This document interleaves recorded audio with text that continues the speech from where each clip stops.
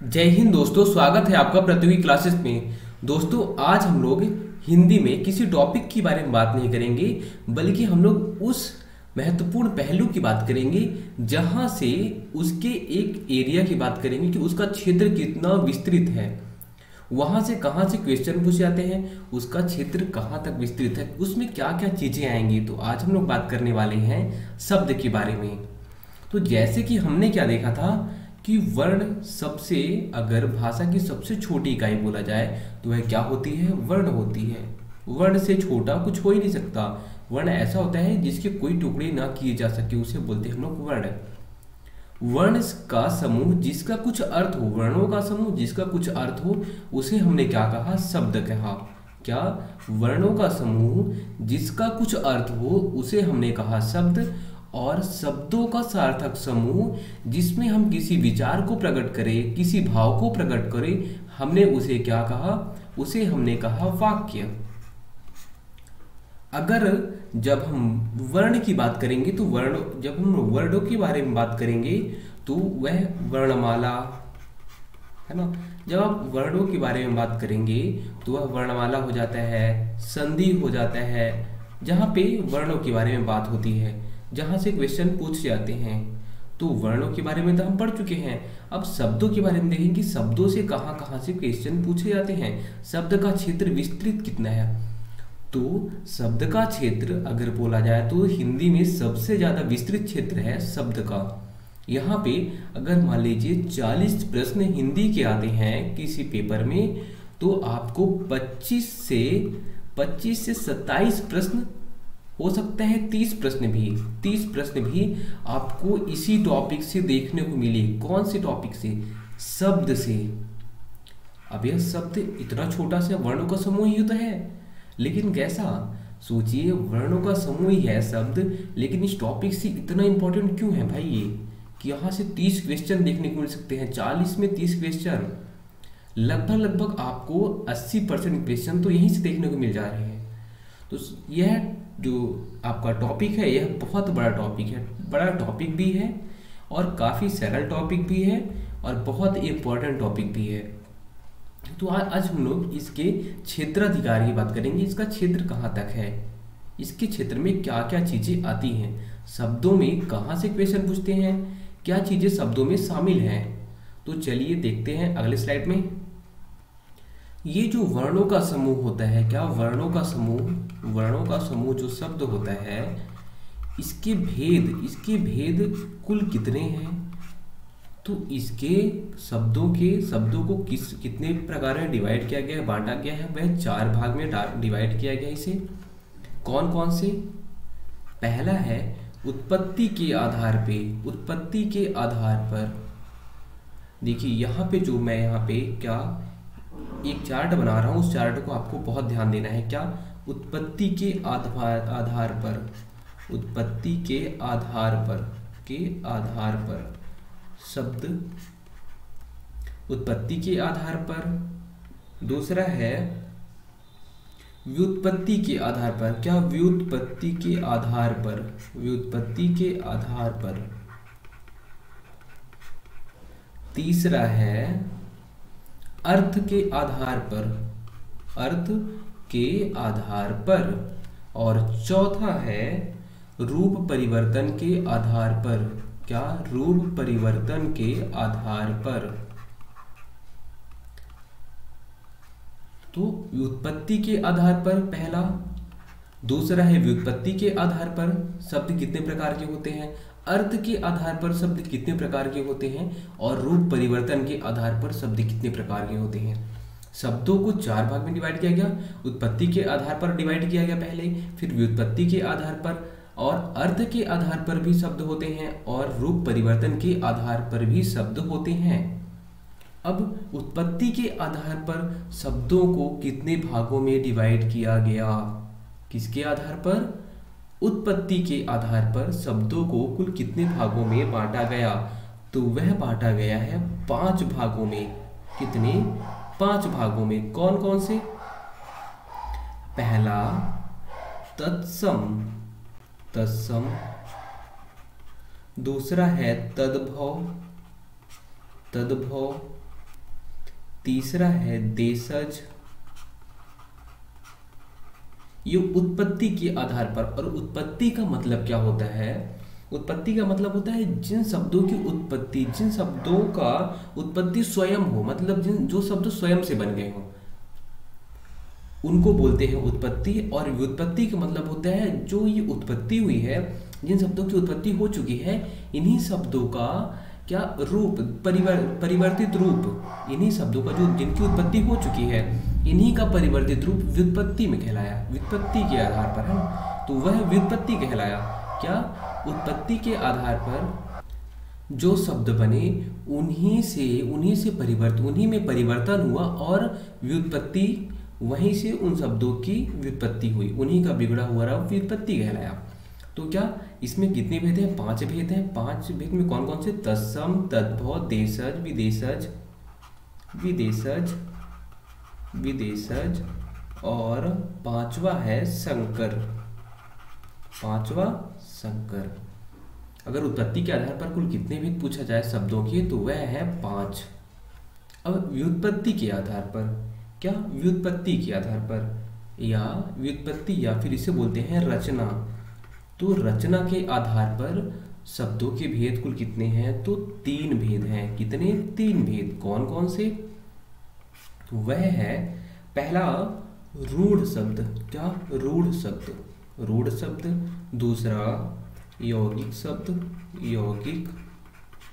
और तीसरा है योग रूढ़, योग रूढ़। रूढ़, यौगिक और योग रूढ़, ये है व्युत्पत्ति के आधार पर। अब अर्थ के आधार पर कुल शब्दों के कुल कितने भेद हैं? तो अर्थ के आधार पर शब्दों के कुल 8 भेद हैं। कितने भेद? 8 भेद।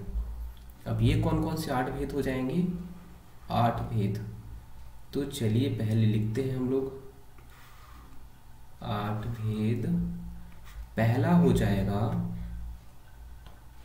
एकार्थी शब्द, एकार्थी, एक अर्थ वाला, एकार्थी शब्द। दूसरा हो जाएगा अनेकार्थी शब्द, अनेकार्थी शब्द, अनेकार्थी शब्द। तीसरा हो जाएगा पर्यायवाची। चौथा हो जाएगा विलोम। 5वां हो जाएगा युग्म या समुच्चारित, युग्म या समुच्चारित शब्द, समुच्चारित शब्द। 5वां, 6वां हो जाएगा अब समूहवाची। क्या? समूहवाची शब्द, समूहवाची शब्द। 7वां हो जाएगा समान प्रतीत होने वाले, समान जो प्रतीत होते हैं, एक समान जो समान प्रतीत होते हैं और वह भिन्नार्थक होते हैं। समान प्रतीत होते हैं शब्द, लेकिन वो भिन्नार्थक होते हैं। तो समान प्रतीत होने वाले भिन्नार्थक शब्द, भिन्नार्थक। और 8वां वाक्यांश के लिए एक शब्द। क्या?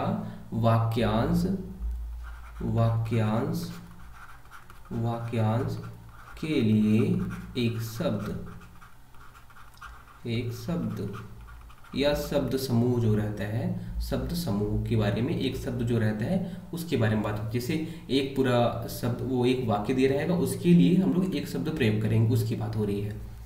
तो अर्थ के आधार पर 8, व्युत्पत्ति के आधार पर 3 और उत्पत्ति के आधार पर 5। और अब हम अगर रूप परिवर्तन की बात करें कि रूप परिवर्तन के आधार पर कुल कितने भेद होते हैं, तो वह होते हैं 2 भेद। अगर आप पहले इसका स्क्रीनशॉट ले लीजिए, क्योंकि यहाँ पे थोड़ा सा मिटाना पड़ेगा। चलिए मैं दूसरे स्लाइड में इसको ले चलता हूँ। दूसरे स्लाइड में अब क्या बचा हुआ था हमारा? चौथा क्या था? रूप परिवर्तन, रूप परिवर्तन के आधार पर। तो रूप परिवर्तन के आधार पर हमने क्या बोला? 2 भेद। कौन कौन से?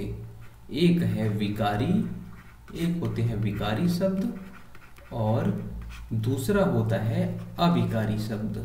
अविकारी शब्द। अब विकारी शब्द क्या होते हैं, अविकारी शब्द होते क्या होते हैं, ये सारे हम लोग बाद में पढ़ने वाले हैं। जो काल, क्रिया, लिंग, वचन आदि के आधार पर बदलते हैं उन्हें हम लोग बोलते हैं विकारी शब्द। तो सारा कुछ हम लोग बाद में देखेंगे। अभी हम लोग देखते हैं कि विकारी शब्द होते क्या क्या हैं। देखिए ये तो दो हो गए। अब विकारी शब्दों में भी इनके भेद होते हैं। कुल कितने होते हैं विकारी शब्द? विकारी शब्द भी 4 होते हैं। कौन कौन से होते हैं? संज्ञा, सर्वनाम,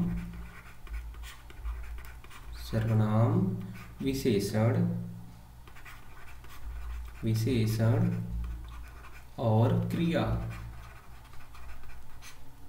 और अविकारी शब्दों की बात की जाए कि अविकारी शब्द कितने होते हैं, तो ये भी 4 होते हैं। कौन कौन से? क्रिया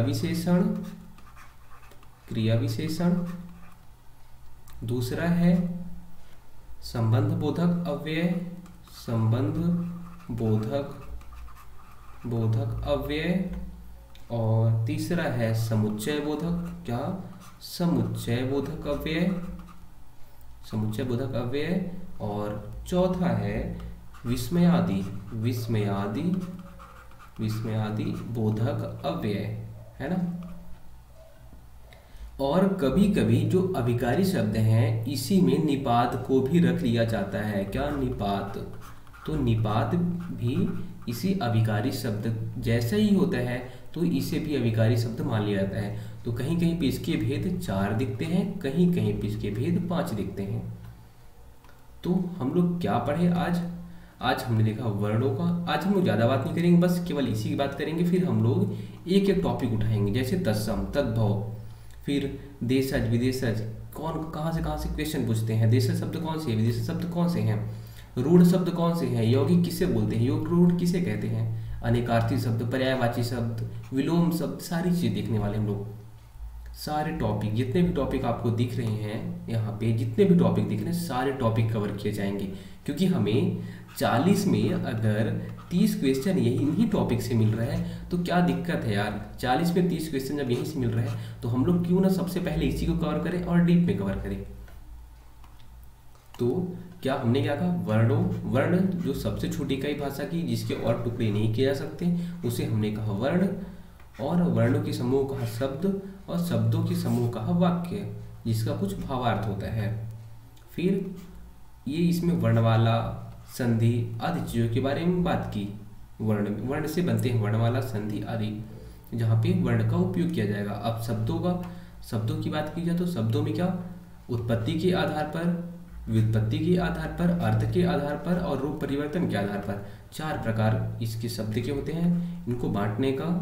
फिर उत्पत्ति के आधार पर कुल कितने प्रकार के शब्द होते हैं, तत्सम, तद्भव, देशज, विदेशज और संकर शब्द। और व्युत्पत्ति के आधार पर बोला जाए वो होते हैं रूढ़, योगी और योग रूढ़ होते हैं। अब अर्थ के आधार पर बोला जाए तो 8 शब्द होते हैं, 8 प्रकार के शब्द होते हैं, एकार्थी शब्द, अनेकार्थी शब्द, पर्यायवाची शब्द, विलोम शब्द। वैसे ही युग्म, समूहवाची, समान प्रतीत होने वाले या भिन्नार्थक शब्द, और वाक्यांश या फिर शब्द समूह। और रूप परिवर्तन के आधार पर बोला जाए तो ये भी होते हैं 8, 2 प्रकार के होते हैं और 8 होते हैं। कौन कौन से, विकारी और अविकारी। विकारी में आते हैं संज्ञा, सर्वनाम, विशेषण और क्रिया। और अविकारी में आते हैं क्रिया विशेषण, संबंध बोधक अव्यय, समुच्चय बोधक अव्यय और विस्मयादि बोधक अव्यय।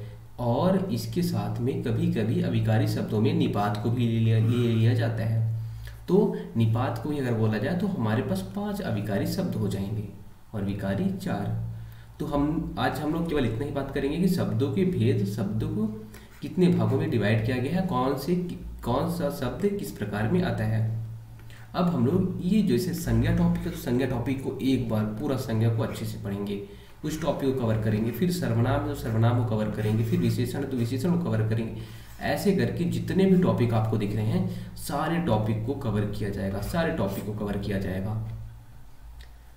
तो दोस्तों मिलते हैं अगले वीडियो में। Bye, take care.